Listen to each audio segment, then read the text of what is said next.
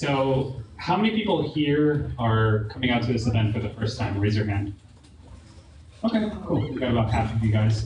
I got to talk to a couple of you. There's a really interesting of people who are both development, people who are new, people who have heard of Lean Startup.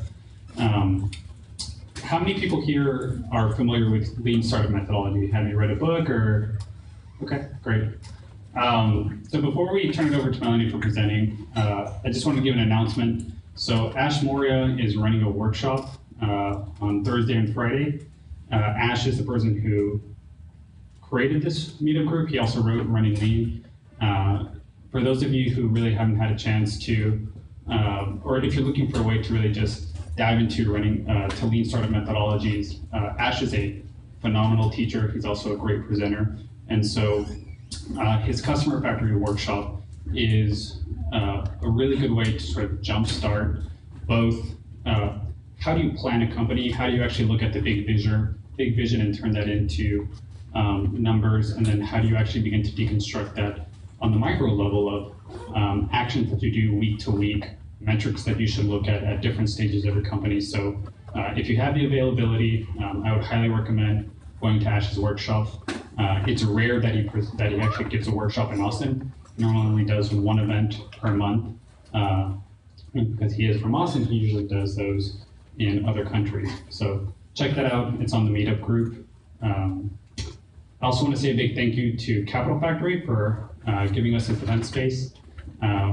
We are also looking for a sponsor for food. So if you guys work at a company that is looking to get in front of an amazing audience, talk to me, send me an email, message me.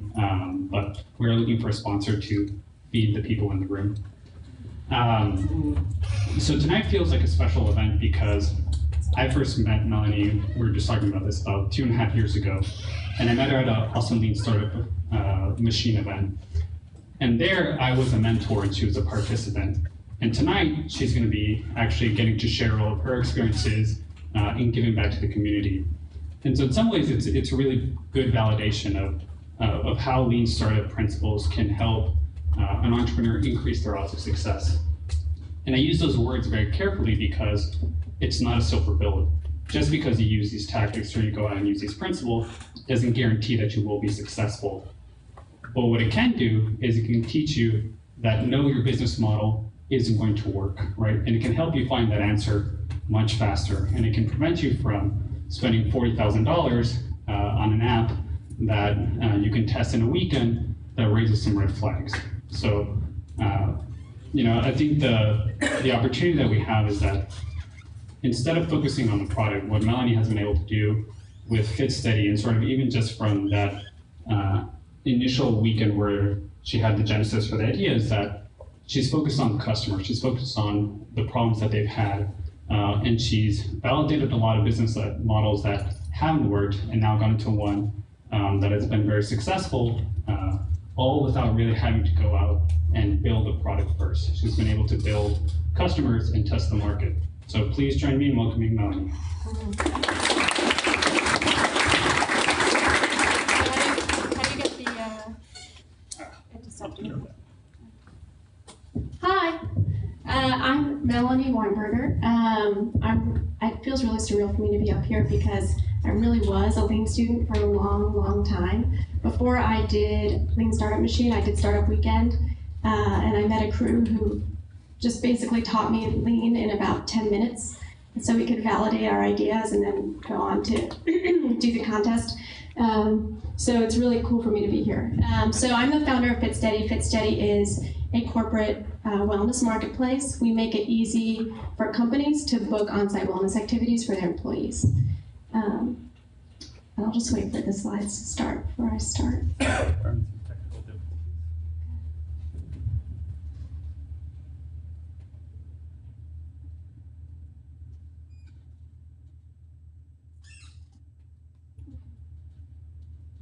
I guess I could I know what the first slides are, so I'll just start talking to you. So you know how people talk about how when you read in the media about these successful startups that it just seems like it was an overnight success and no one talks about all the hard stuff that it took for them to get here? I went through so much hard stuff to get here. We met 2.5 years ago, and every time I had an idea, I was like, this is it, we're gonna make it really and we never did. I'm hopefully on the right track now. I feel pretty confident in where we're going. But every time you get somewhere, it kind of feels like you're at the beginning again. It's like a triathlon, it's not even a marathon. The alternate title for this is PowerPoint, Google Docs, and a stick of gum. Also called The Power of Empathy. So my backstory is that I was actually in advertising for 9 years. And while doing that, I just kind of knew it wasn't what I was meant to do. I just felt like if I died and my headstone said Mel advertised stuff for people and made them a lot of money, that would suck for me. So I started a blog. It was a very typical running blog where I was like, I ran 3 miles and then I ate Cheerios. Here's the Cheerios. And I worked really, really hard at that. And of course, to make any money, it's really hard to get traction with a blog like that.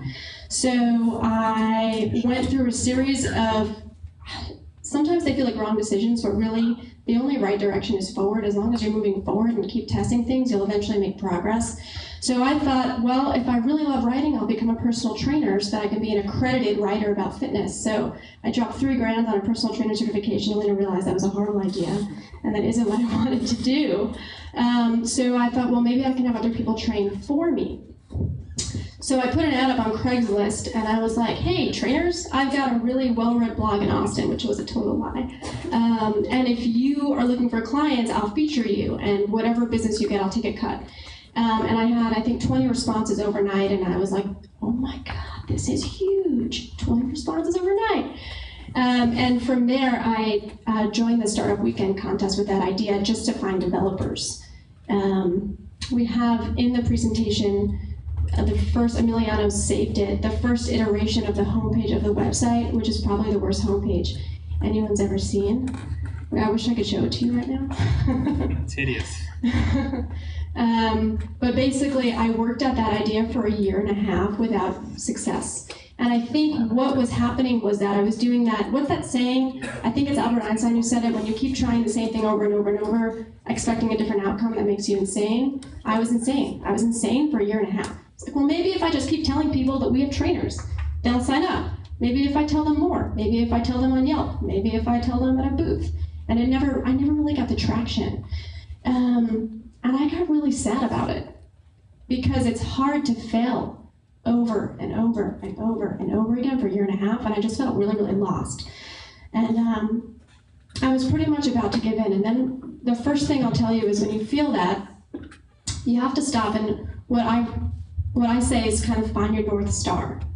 So why are you doing this at all, right? What's your guiding principle, or what's your mission? Why are you trying so hard to do something that no one else is trying to do? Because I was just talking to a friend of mine, they think the other day about this, I think it's like 1% of 1% of people try and do this. So it's going to be really hard. And then I just sort of sat with myself and thought about it, and I realized what I really think I'm capable of doing is helping millions of people live well. I really think I can do that. So why would I stop trying? So what I did was, I'm really bad at making decisions. I had a million ideas of what I could do. What the net was, if I could get 15 more personal training customers, then I could quit my job at the advertising agency and live off of it. So I made a list, and it's a spreadsheet. When this is up, I'll show it to you. It's basically, I call it, for me, it's a decision-making chart. You could call it a feature priority chart, whatever you want to. And I wrote down all of my ideas. So what's the feature? What's my hypothesis of the outcome of that feature?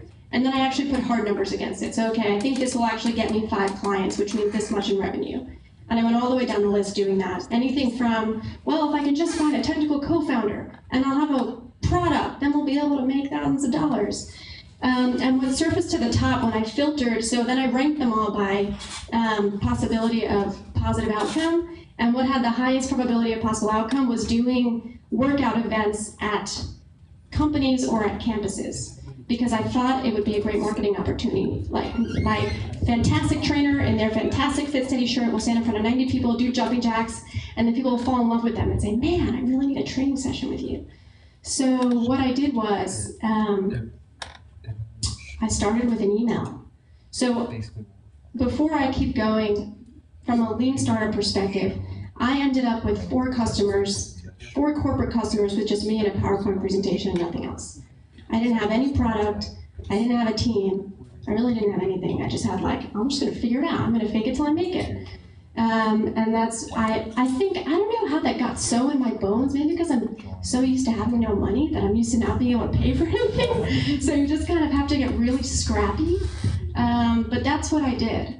So there is a slide that has my startup ingredient list. And on the startup ingredient list, number 1 is just find a better than mediocre website template. It doesn't even have to be great. I didn't even have a website. 2 good resources to do that I use are strikingly.com and Wix. And you just need your value prop on the homepage, and then a whole lot of we can do it underneath that. The next ingredient is PowerPoint. I'll caveat that with I'm a PowerPoint junkie. I think it's because in the advertising world, you use it for everything. Everything you communicate is in stories. I'm very visual. Elance, also very helpful. Google Docs, and then I also wrote a set of balls because you have to take a lot of risks and be really comfortable doing it because you're sitting in front of people saying, give me thousands of dollars and I swear I'll make it work. So I started with an email. I can't believe doing this in no slides. Are you impressed? I memorized the whole presentation. I wrote it yesterday. Okay. So I sent out 12 emails. And the response rate was wild. So the email basically said to companies, hey, There it is. oh yay. It said, we're now offering exercise classes at your office. So I sent 12 emails, I got 7 meetings out of it, and I closed 2 of those companies. So there's gotta be something magical in that email format. So I'm gonna show you what I did, this is good timing. Perfect.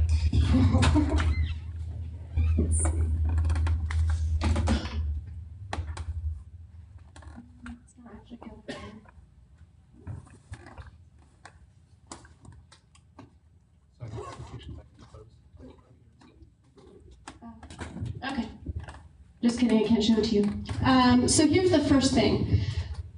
Think about who the audience is that you're going to send an email to, and think about when everyone else is emailing them. And then email them at the opposite time. There's a book that I read, and it's called The Best Salesman in the World, and this really stuck with me. It said, and it was one of those cheesy, I read a lot of those kinds of books where it's like, yes, you can. The book made this analogy of like in a marketplace, picture a really, really busy marketplace, flea market, and everyone's closing down at 5 o'clock, and this one guy stays open till 6 every time. And you know how when you're in Target and they're like, you have 5 minutes, and you're like, no, I can find one more thing. If you're that last guy open and someone really, really wants it, you're gonna be the one they buy it from. So that's why I do that. So when I sent out those 12 emails, I sent them on a weekend, purposely. That was a really bad homepage. I had some funny slides in here. Okay.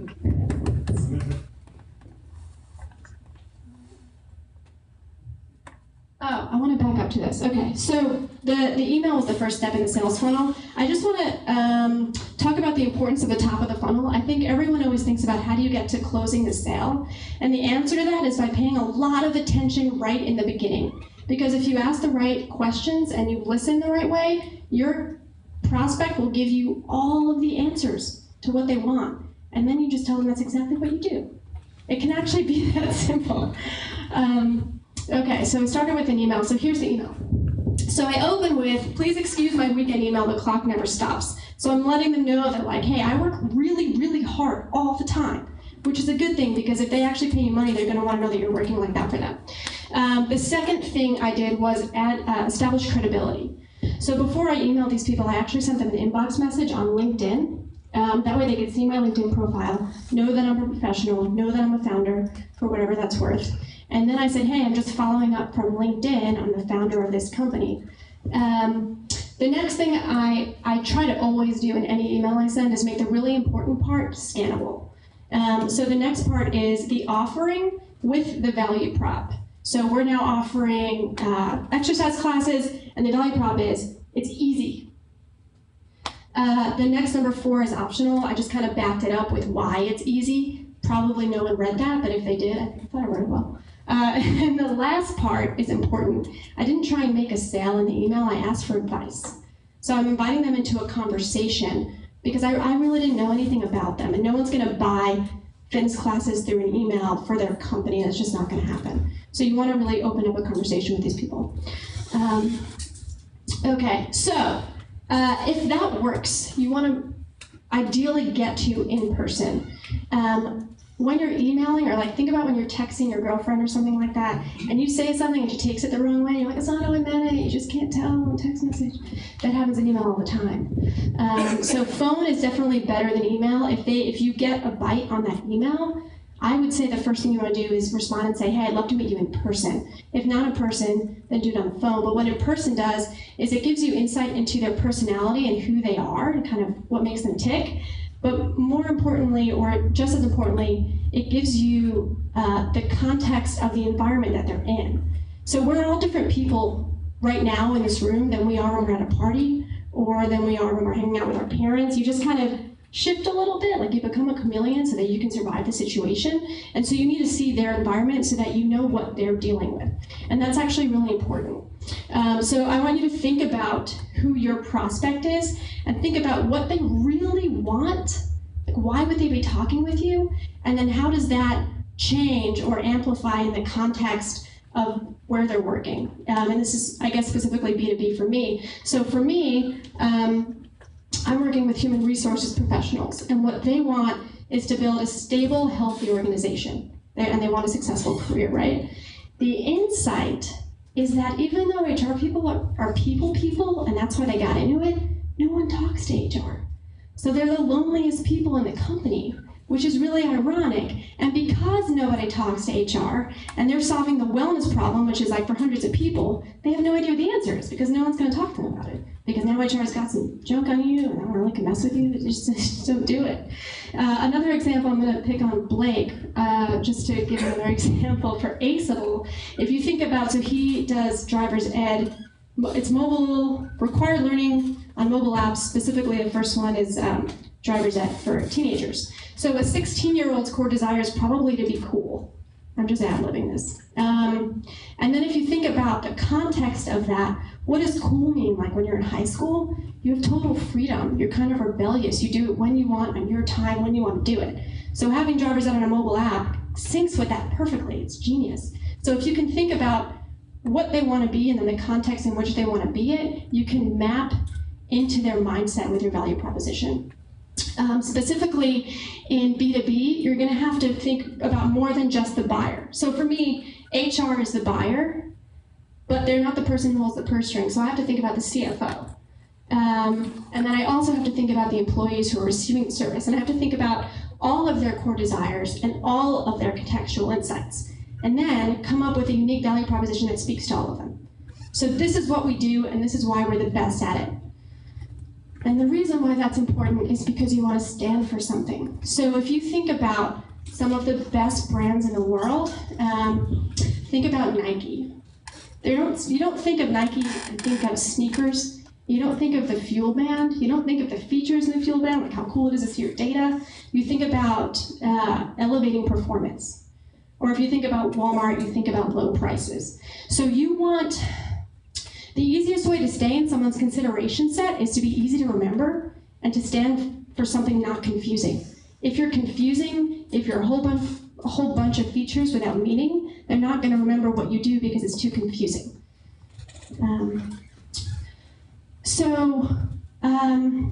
This leads me to probably, I think this is arguably the most important slide in the presentation. As a startup, especially thinking about the lean methodology, how you're trying to look at the numbers from a quantitative perspective and just figure out like, oh, that was 0.8% better than this, so let's keep doing that.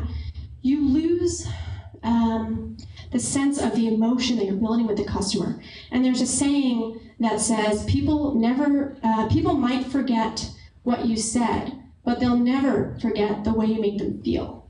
And I think that that's where your mission, if you go back to why you're doing this, why Nike stands for performance and why Walmart stands for low prices, people don't forget that. It's what they live and breathe. It's what they stand for. So if you can build in who you are into everything that you do, people will have an affinity with you because they feel it. And then you have a relationship that's much bigger than clicking on an e-commerce site. It's like, oh, that was cool. I get them. They're part of me. I want to come back to that. So I think that is actually a really powerful key to being able to do any of this without a product. And here's a really good example. If Coca-Cola were to lose all of its production-related assets in a disaster, the company would survive. If all consumers were to have a sudden lapse of memory and forget everything related to Coca-Cola, the company would go out of business. So if you think about Coca-Cola, it is sugar and carbonation and all kinds of toxic, right? But everybody loves it. If you took the brand off and you relabeled it like, I don't know, dark toxic water, I don't know, if you just put the ingredients, only the ingredients, no one would buy it. That's how powerful it is to evoke reactions in people. It becomes something greater than just the sum of its parts, and I just want you to recognize that. Okay, so this is our greater than sum of its parts. This is our current iteration to our very simple homepage.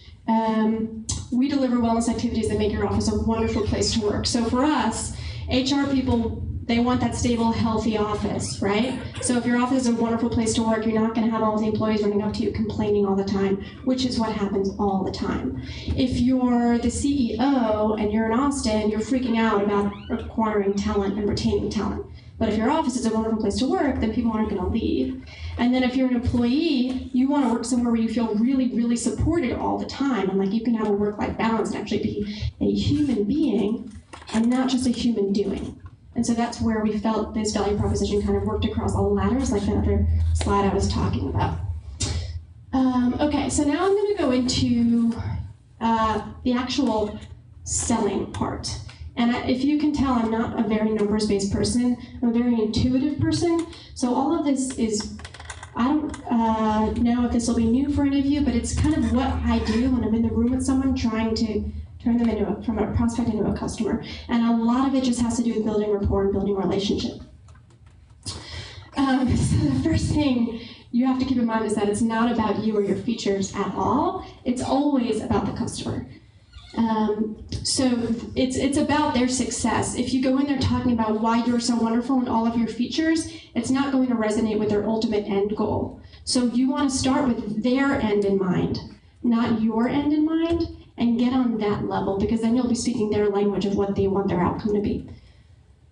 And so a good way to do that is to build listening into your presentation. So this is me with my PowerPoint, right? I've got a slide. On slide 3, I think, that I know is my pause slide, where I ask, so why are we here? What does success look like for you? If you could wave a magic wand and have the ultimate wellness solution with all the money and funding you needed to make it happen, what would it look like? What would it feel like?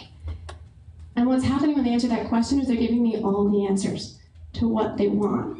So now when I go back with my proposal after the next meeting, I'm selling the dream. I'm giving them the dream. It's an awesome tactic that's very easy to put in. You just have to make sure you write down what they say and pay attention. Obviously. Don't stop listening at that point. Okay, this is interesting. So I kind of become a chameleon when I'm going, sitting across from somebody. And it's actually physics. Like attracts like. Your friends and you are on the same energy wavelength. You're in the same personality. You have that same kind of humor. Do you ever hang out with someone like you just don't click with them? They're just not funny. Like you kind of don't know what to say. My brother's ex-girlfriend was like that. I had no idea what to say to her ever. It was really awkward all the time. So there's a customer who I have, who I'm obviously not going to name, but she's like a Debbie Downer, like super low energy. Every day is the hardest day of her life. Everything's an eye roll. So if I go in there and I'm like, hey, let's have a great day today, she's gonna be like, get out. You suck. I'm having a bad day. The world's horrible. So I kind of have to go in there and like slouch in the seat with her and I'm like, yeah, traffic, and like just kind of get in there with her. And now we're bros. Now we're totally friends. That's really important that you establish that right away, because now you can kind of say anything. You can kind of joke around with them. And so here's a good way to kind of joke around with people, or not joke around with them, but evoke the feeling you want them to have that's going to get them to say yes to whatever you say next. And I've been doing it with you for like the past 20 minutes. So what it is, it's finding a human truth. that kind of makes you guys peers. And the reason why there's folded laundry on the slide is because that's one of the stories that I tell. So I'm selling wellness, right? Which is really selling just feeling great, which is really like just taking care of yourself, which is really like self-love and self-alignment and feeling amazing. So it's kind of, how do you make them feel that? How do you make them feel amazing? How do you get the Debbie Downer in the room to all of a sudden feel amazing? That's hard. So the story that I tell, and I'm gonna tell it to you like I was talking to her, because it's real, it is real. I kind of think this is what Ellen DeGeneres does, by the way. When she does comedy, it's always like, she's always on point because it's such a human truth. Anyway, you know on Saturday, you have like a Saturday or Sunday where you wake up early for whatever reason, like you just drank the perfect amount the night before not to be hungover, and you get up and you do your laundry, it's like, and you're done with it by 9 a.m., and then you're like, you know what, I'm gonna go for a jog. I wanna roll right now. And then it's 10 a.m. and you've done your laundry, you've gone for a jog, you're just totally king of the world. You know, I'm gonna have a great, awesome day all day today. And so whenever I do that and I talk to the HR person, they're like, yeah, I do know that. I think the story also works well because most people in HR are women, older. I know they have families, so this is a experience they probably go through every weekend. So now they're feeling that, yeah, I do feel really good when I do all those things. And then I say, that's what your employees are going to feel when you bring in these activities for them. They're going to get out of that yoga class and they're going to be like, wow, that was good for me. I am great. I can do this. And they're going to go bring that energy back to their desk and be those confident leaders you want them all to be and stop complaining. I don't know. I wish I knew what each of you did so that I can help you find that, and I'd be happy to do it with you afterwards. But try and find that human truth and build that story into your conversations. Because if you can get them feeling it, they just won't forget it. They'll be excited about it. Okay, when you are presenting to somebody, it can get really, really boring really, really fast, especially if you're going through a product with lots of features. I don't know if you guys are boring right now, and I can't, bored right now. I can't do the choose your own adventure story with you, but this is what I do. So right before I get into features, this is actually a slide from my sales presentation. My sales presentation isn't really that fancy at all. I've gone through the whole spiel, we did the laundry story, we're jiving, and then I get to this page and I say, okay, so here are the 4 most popular services that people book through us. And I ask them if any of them stand out. You know, are you really interested in one versus the other? Because if I don't ask that question, I'm going to go through 20 slides of things that they might not care about, and then I've totally lost them. They're falling asleep, and they're not going to remember what they cared about in the first place. So if you have any type of product that has like different levels of solutions or some features that solve one thing and some that solve another one, I would recommend putting a slide in that allows them to tell you what they want to know about instead of assuming that they care about everything, because they might not. Okay. I think one of the main ways that I got our first companies, when I say our, I mean me, but you know how you use the we speak in the beginning, is I kind of play them off each other. And typically when you talk about this as a marketer, you talk about building credibility. This is like your case studies and your white papers and your logos that you have on the homepage. So I didn't have any of that yet, but I had prospects. And I just chose very carefully how I worded it. And so I would be sitting with one company and they're like, well, what do other companies do? And I name dropped. I was like, well, currently I'm talking to X, Y, and Z, and they're thinking about doing a full year program that's A, B, and C. And I think that went a long way. They just did a head shake and they were like, oh, cool. And it's kind of like a keeping up with the Joneses kind of thing, where if you're selling to a company, I mean, competition is top of mind. So if you tell them that someone who they're competing with is doing this and they're not doing it, they're like, oh shit, I'm behind the game. Especially with what I do, where the recruiting war is so tense right now. If one fast-growing startup, that's my early adopter, hears that another one is doing it, they're like, well, obviously we have to do it. We have to do it, we have to do a little bit more. So that was a big one for me. So even if you don't have any customers yet, just talk about who you're talking with. Even if you sent them an email, you're having a conversation. Just because they're giving you silent treatment doesn't mean you're not trying to talk, right? So you can just say, I'm starting a conversation with X company, you're not lying. Okay, and then next is de-risking the buy. So there's 4 steps after this. Basically, you're asking someone to make an investment in you, and you want to make it feel as safe as possible. It's almost like, it's just like investing in the stock market, kind of like, you want to assume that these people are low risk people and take as much of the, how's this going to end? I don't know, part out of the equation. So there's a couple things I do. It might be, if you've been in enterprise sales before, you're going to be like, obviously. But if you haven't, this might be helpful. So the first thing I do is find an opportunity to give first. And that's kind of like a universe rule, like karma. I'm a huge karma believer. The best way to have something come to you is to put it out there first, and it always finds its way back. So what we do is we actually give away the answers, we give away the data. So if you go back and remember the insight about HR that I talked about, they don't know what wellness is because no one wants to talk to them. And it's also a really touchy subject to ask, like, hey, you trying to lose weight? Cool, I'm just gonna write that down. Like, you can't really do that. So we have an assessment that's a Google survey. It says Google in the bottom corner. It doesn't say my brand. That basically just asks all the questions. What are your goals? What time do you want to do it? And we basically take the guesswork out of buying a wellness program by showing them what their employees want.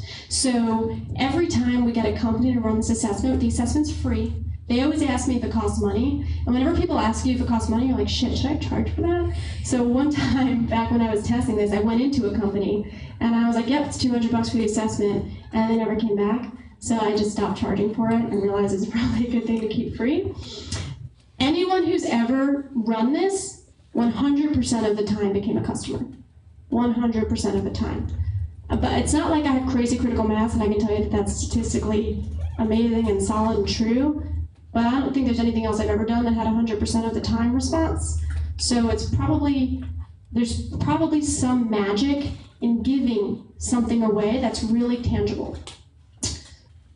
Also, now that I've got the data, I'm like, well, this is what they want, so this is what you need to buy. It makes it really, really easy to make the sale. The next thing that helps de-risking a buy is letting them know when it's going to happen, and this kind of does 2 things. One, did you ever hear that one of the main causes of stress is actually lack of clarity? So like you don't know how something's going to end up, you don't know how to communicate with somebody, you don't know if your startup's going to make it, and you're just kind of really stressed.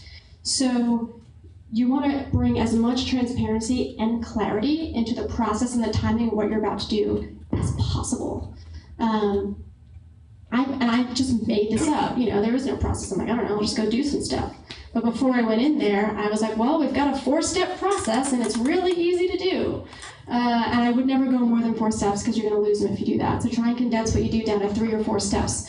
And then what I also do is say exactly how long it's going to take on top of that. And what that does is kind of whet their appetite. So if it's a really painful problem that they're experiencing and you're about to solve for them, if they can envision it being solved in 2.5 weeks, and they're like, whoa, that's awesome. Or whatever it says, a month, now they can see the finish line, and that makes it more enticing to do business with you. And then when you do that, also, this is just what, you don't have to do this, but I never lock anyone in up front. We always do a test-in period. Companies do free trials. There's a lot of different ways to do it. We usually say, let's do a 2-month test run. Building new habits with people is a really hard thing. Let's see how it goes, and we'll evolve and be your partner along the way. So I never actually say, and then you can drop us if it didn't work. I say, and then let's have another discussion, see how it went, and if it didn't go well, let's try something else. And if it did go well, let's do more of it. And that makes them feel like I'm not just going to dump yoga on them, and if no one shows up, they're like, oh, I didn't like it. That's too bad. See you later. This kind of goes against, I think, I've seen a lot, like put the price on your website, try and get people to pay for it right away. I think that's harder to do in a B2B play because you're talking about a lot of money, and also you just have to test into what kind of ranges you're working with first. So I still don't, actually I did put pricing on my website to test once, and we got 0 traction in those 2 painful months.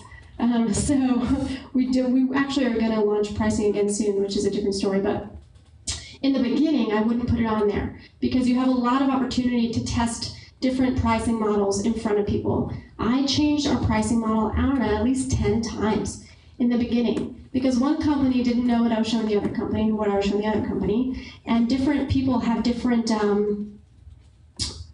appetites for spending, and so you can figure out what the majority is by keeping pricing off the site and just having conversations with people. And that's how I figured out what we're gonna end up doing.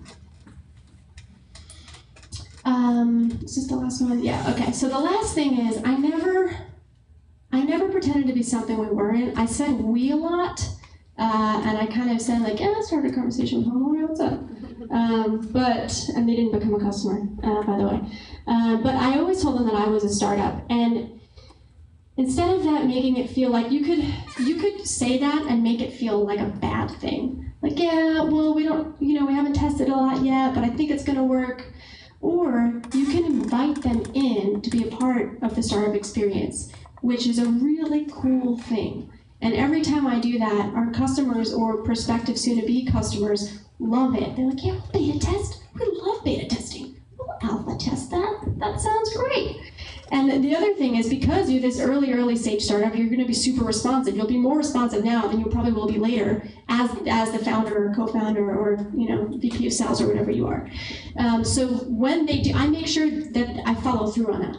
So when a customer or like the majority of my customers say we want this thing, that's when we'll solve it. And we'll say, hey, we hear you. Here's, we've done it. And it's very easy to do at this stage. So it makes them feel super VIP. You are treating them VIP, and you're actually building your product in a very small, iterative scale. So this is finally us getting in a room. This is Matt's Relevance was our first customer, and we did a nutrition talk. I think one thing I forgot to say is how we ended up being a corporate wellness company in the first place. So we were that personal training company, right? And I was like, yeah, we do fitness classes now. The first company I talked to was like, cool, we love boot camps. Do you know how to do just nutrition though? And I was like, no, we also do nutrition. But I didn't bring that sales presentation today, so why don't I come back next week and we'll talk about packages. And then the next company I talked to was like, this is great, we love nutrition and we love boot camps. Do you know how to just chair massage? Because we used to have that and realized it. I was like, we do that. I just didn't bring that presentation today. And before I knew it, we were a full-service wellness company. There was no one out there aggregating these sort of one-off services for companies. They were calling up yoga studios. They were calling like Snap Kitchen and being like, do you talk about food to groups of people? There's nowhere to find that kind of thing. So that's how we got where we are. That was huge in the, listening into the presentation. That's huge in the, if you listen at the top of the funnel, they give you the answers for the bottom of the funnel. And that whole time, I didn't have a website, I didn't have a product. So all I was doing was swapping slides out of a PowerPoint, and my company became this completely different thing because I was just swapping out slides. It was beautiful. So that's kind of the power. There's a lot of power in being lean in that iterating quickly is awesome. It's really awesome. So this is the nutrition talk. So I told them that, of course, we do nutrition. And then I called the nutritionist and I was like, what do we do? They want nutrition stuff. Told them we do stuff. And she was like, well, I don't know. I can go talk about food and, nutrition and how to keep your energy up.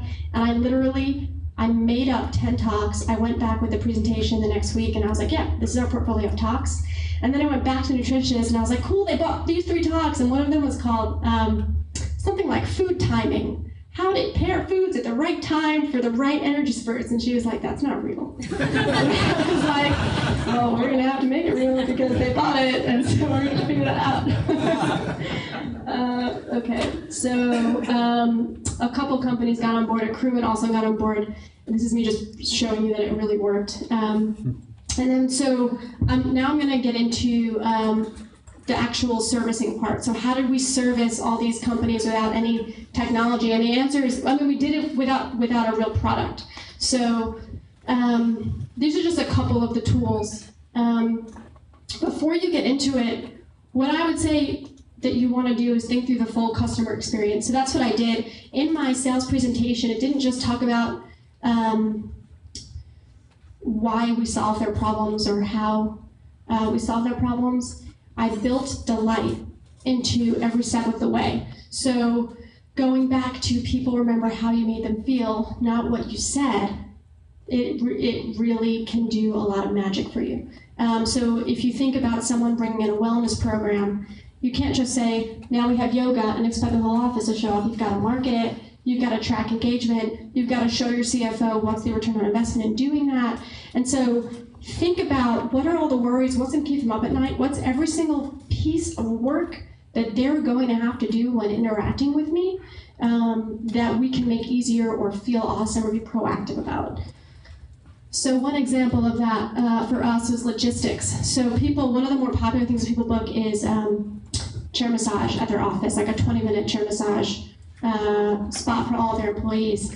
And they started asking me how we handle signups. And I was like, well, we handle all the logistics. We have a sign-up sheet, which we didn't. So I went online and I Googled for sign-up sheets, and I found this company called Juners. Is anyone here associated with Juners or know about it? It's really janky. It was really bad.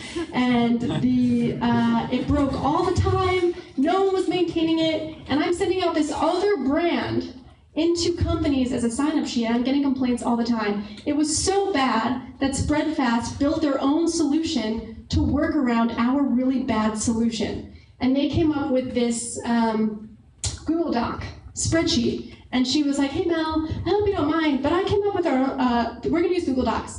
And I was like, she just built a solution. She just built the next iteration. That's amazing. So then we took that Google Doc and we used it with every company. And the really cool thing about using Google Docs for anything is that the live collaboration, if you're a stalker like I am with all of our customers, you see their behavior, which arms you with the ability to then know what type of user experience to build because you already know what they're going to do. So it was really, really cool. For example, people were, so that's like a crop screenshot, but off to the side are just blank Excel boxes. They were writing notes to each other. And they were like, yo, can I swap the 2 o'clock for the 12 o'clock because I've got a meeting? And they were just making jokes with each other. It became like a rallying place. So now that we're actually finally building products to help us scale, which I'll get to in a minute, we have a little chat box in every event sign-up sheet so people can do that. I would have had no idea to do that if I wasn't stalking people on Google Docs while they're signing up for their massages. So that's just a cool, fun fact. If you could figure out a way to use Google Docs for some solution, watch how they use it, and then that's what you want to build. Marketing. So, like I was saying, you brought in yoga. How do you get people to actually go to it? So we said, yeah, we provide marketing support for everything. It's just me in a PowerPoint presentation, right? So I wrote just plain text emails, announcement emails that they could copy and paste and make it really easy for them. And then I made images in PowerPoint and took screenshots of them, and those were our marketing flyers. I still do that right now. I take screenshots of PowerPoint and send them out as the images. I mean, I've got a bank of them, so I'm not recreating them all the time, but that's my ghetto way of making images without having to pay someone who's a designer to make things for me if I can save that money. Okay, feedback loops are super important, and we did it with paper. Where I got this idea from was I was at an airport, and I was going through, I think it must have been an international flight, and it was like, how did that go today? And everyone was just slapping the smiley face as they walked by, and I was like, that's genius. It's a universal language. You don't really have to think. Green means go, red means stop, right? So that's what I did in our feedback form. So after every activity, you circled how you felt before and then how you felt after. And that enabled me to do a few things. It allowed me to build case studies on the type of change we're making in the organization. So this is a slide from the sales presentation that I use now. And this is a case study for Spreadfast, and I can say we improved stress levels by 80%, just by comparing what you said your stress level was before and what you said your stress level was after. So it's the perceived change in health, but perception is reality, and that means a lot to the employer when they're reading about the actual impact that investing in that made. Also, the first time I sent Spreadfast their report, they signed up for a whole year. So it was like a major upsell opportunity to show that ROI, and something that's typically hard to show ROI on. And lastly, you learn when things suck, which is really important because a customer will drop you really, really fast if you do a bad job.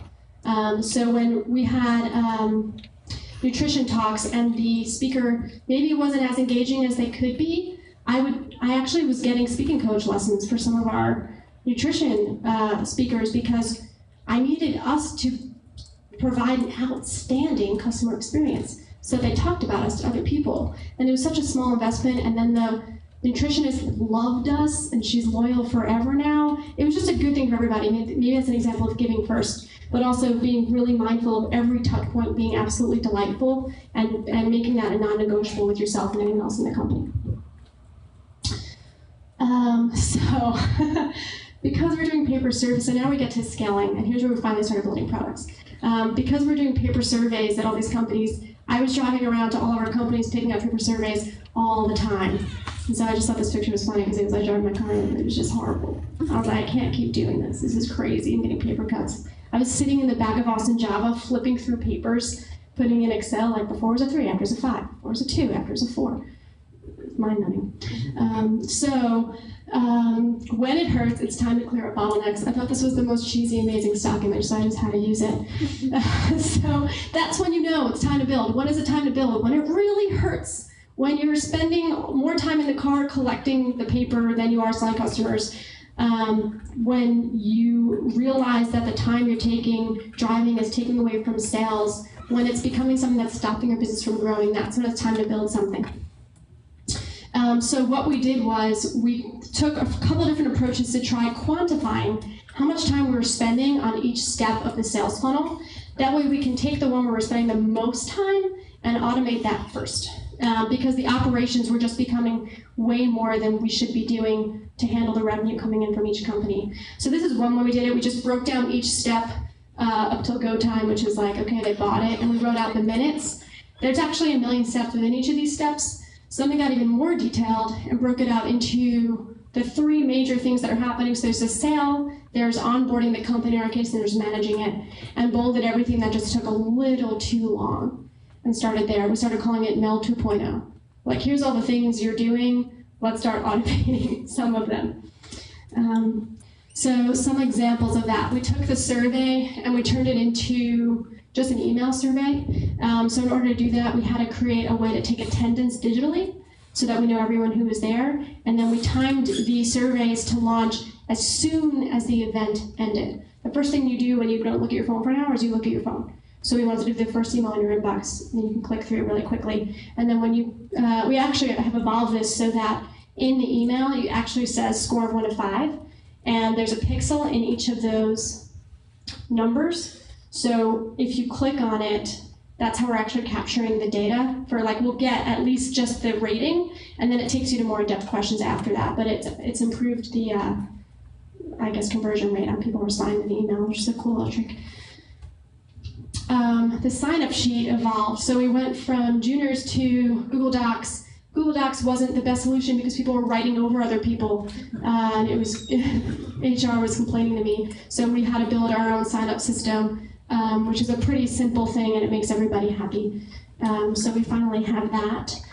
And then lastly, okay, so we started automating all of these things, and things started to go smoother, and then we had more time. And so we looked at, now where are we actually spending our time? Let's break it down. It was me, my technical co-founder, and I had a program director, Adam, who was kind of customer support, customer management, making sure that the wellness pros were going where they needed to go, the companies were happy and getting the new activities they wanted. And I was focusing mainly on sales. And those emails, you know that magic email I took you through with all those magical steps, totally stopped working. And I think we were having a really hard time identifying who the best prospects were going to be. So we're sending out all these different experiments with all these different, we tried like a one-liner email that's like, have you thought of wellness? And like that was all it said, you know, so if you can make sure someone read it, that didn't work. We started putting offers like, P.S., you get your first nutrition seminar free. That didn't work. And so I was like, I think I'm doing it again. We're doing that thing where we keep doing the same thing over and over, and we're insane because it's not working. So we went back to why we're doing what we're doing. And so why we're doing what we're doing is because we believe that we can help millions of people live well. And so it's not really a question of are we going to keep going, it's how are we going to keep going. And in my opinion, what I found in HR, not only are they lonely and they don't know what their employees want for wellness, it's hard for them to understand. It's hard for them to understand what wellness really means at all for an organization, because it hasn't become a major ingredient in company culture until now, which means that there might be executive support for things and money behind it and the ability to do it, but if the person who's empowered to do it isn't sure what it means, they're never going to solve it. It's just like when I was talking about stand for something, like a company needs to stand for something so they can put you in the consideration set and know how to solve the problem. If they don't know what the problem is or how to put it in a box, then they can't put a bow on it. So what we did was we tried to look at what has worked besides the emails, and I was invited to speak to a group of 50 HR people at something called an HR roundtable. And we looked at the numbers of that event, and we actually closed 8% of the room at that event by educating them on what wellness was and why it was so important and why we're doing what we're doing. And so what we're doing now is taking that to the next level. And we're launching a conference called Well. And the vision behind Well is that it's going to be like TED, but for health and wellness. And the first application of it is workplace wellness, because that's what we do, and that's where the biggest gap is right now. And so we've brought together 13 different thought leaders, the global head of recruiting at Whole Foods, all these people who know what it is. They know how to do it, they've done it, they know the strategy, they know the tactics, and they're gonna teach everybody why it's so important and how to do it. And guess what? Everyone going to that conference is self-selecting themselves to show all of the wellness providers in Austin that they're into wellness, which makes it much more likely that the next batch of emails I send out will be to people who actually really might want to do this. And not only that, but I think in modeling after TED, where we're filming the talks and chewable nuggets, that no one's talking for longer than 15 minutes, develop speaking coaches to make sure they're absolutely excellent, etc., it'll start to spread. And we might actually start to be able to help millions of people live well. And that's it. So thanks very much.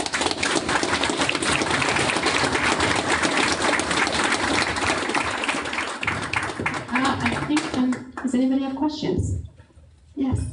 So you mentioned that when you were talking to your prospects or customers, they would ask you questions on the fly. They would mention wants on the fly.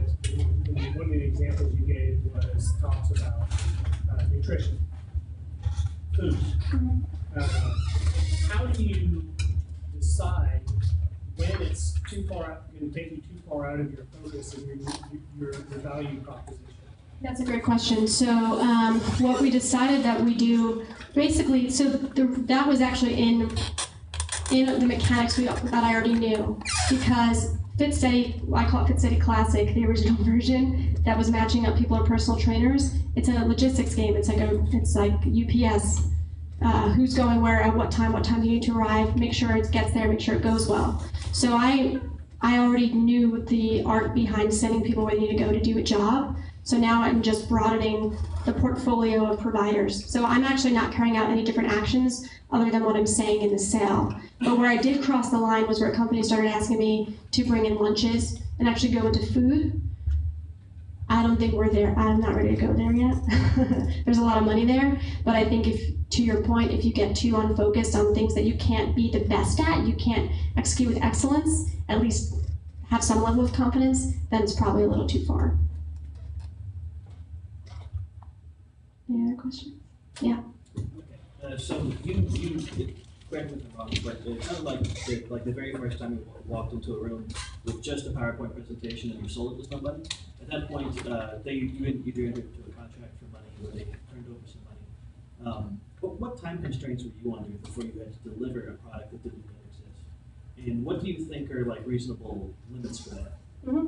So the nice thing about the timeline that I showed you is that I built the timeline to represent what I could execute. So because I wrote, we can get this up and running in 3 weeks, they expected 3 weeks, and I knew I could deliver on that. So you can the trick is just to set the expectations that allow you to succeed. And typically what you want to do is set the bar lower and then over deliver. So I can actually get a company up and running in a week, but I write it takes 3 weeks, and I'm like, great news! we're ready now, and they get really excited about it. I think the answer to what's a good, I don't know, like a best practice for turnaround kind of depends on the industry, I think. So I guess specifically in our case, we're trying to make both a software and hardware product.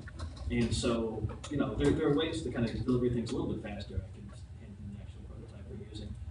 But if we walk in and we sell 1,000 units and they want it in a month, that's not possible for a hardware device, because we either have to sit down and solder or find a really fast manufacturer. I would find a balance between their expectations that they need to be successful and the quantity that you can deliver on. So if 1,000 is something that's going to make you fail, like I could run a national campaign tomorrow. If 500 companies called me, I'd fall on my face. I just can't handle that volume. So just promise the volume you can deliver on in the time you can deliver it, mapped back to what they need to succeed. So if they need something really fast, say, yeah, we do really fast small increments. It's just like sprints, just like developer sprints. We can give you 5 a week. And that way your team's onboarding, you know, at a good pace, and you get people up the learning curve who can teach other people. It's going to be great. It's mapped into the science of human behavior. Just sell it that way. Hey, Mel. Yep. So one thing on that as well, the other thing, if not, is make them pay for you to be able to scale up. So if you know that if you were to contract out this many people, or you work with this distributor or this supplier, you'd be able to do it. So you don't take on the contract unless they're able to fund what else you need to actually be able to deliver 1,000. It's a better idea. So you had mentioned ask the right questions, and you gave a couple examples on your pause slide. I wonder if you could share any other examples you had of what are the right questions for you talking to your prospects. Yeah, the right question is really just asking anybody what their ideal solution is within the context of what the problem they're trying to solve. I call it the magic wand question. I don't really have any other. I mean, I guess you also want to know who else is involved in the decision-making process. So sometimes the CFO will look at this, and sometimes they won't. And that actually did affect the way we had our pricing model, because a lot of companies who provide wellness will price it on a per participant basis. So if you had 30 people show up in that boot camp, it's this amount, and if you had 25, it's this amount, which means for a CFO you have a variable line item every month, which that doesn't make them feel comfortable. So we price it in a just sort of a la carte, you know, class costs this much way. So who's the decision makers? You can ask what's a process for approval typically like, so that you know what kind of sales cycle you're dealing with, so that you can start to gauge how many people you need to get in the funnel in the beginning, so that in 2 months you have business churning at the speed at which you need it to make a living off of it. The magic wand question, that's what comes to mind, yeah. So this works really well for B2B, as you mentioned, but for me, I'm working on a B2C kind of a platform. So how does that work? Or like if you were doing the fit study and you were selling to people who wanted trainers, like how would you be able to do that without having something to show them? Because I feel like on the consumer side, you almost need to give them something to prove that you have something. Yeah, so I think everything I talked through works really well if you're providing something that's not a physical product. So when FitSteady was originally a B2C company, and we were just giving people personal trainers, it was the same type of thing. I think what we did was started small. I didn't have success with it, so I don't think I should really give you any advice, to be honest with you.